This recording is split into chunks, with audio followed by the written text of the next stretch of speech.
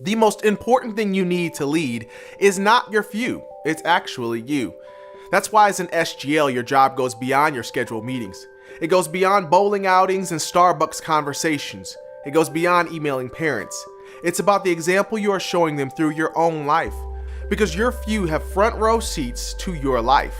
The question is, what are they watching? If you want your few to have healthy relationships, they need to see it in you. If you want your few to set boundaries, they need to see it in you. And if you want your few to be confident in who God made them to be, they're going to need to see that in you. When you choose to make it personal, that means you, 1, live in community.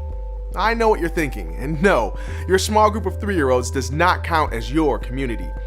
You are the grown-up for your few.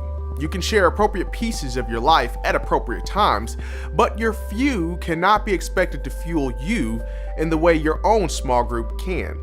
Whether hosted by your church or formed organically, your own community provides the healthy and necessary outlet for you to process faith in a way you can't with your few.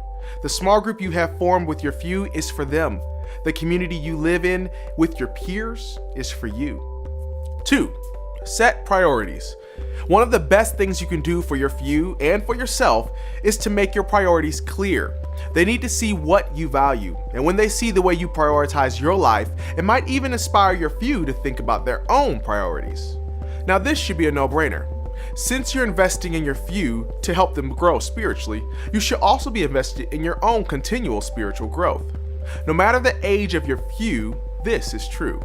The only way you will effectively be able to discuss authentic faith with your few is if you are experiencing authentic faith in your own life. Remember this too. There are people in your life that should always come before your few. Yep, you heard that right.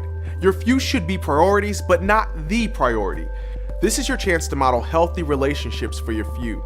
And when you set these priorities, both spiritual and relational, you emphasize and inspire a healthy lifestyle for your few. 3. Be real. Okay, now this is a big one because none of those other things will really inspire authentic faith if you're not real with your few.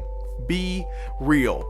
Find ways to relate to your few without compromising who you are, because it's more important for them to see a real live person that is still growing, learning, and trying to live out authentic faith than it is for them to have another friend.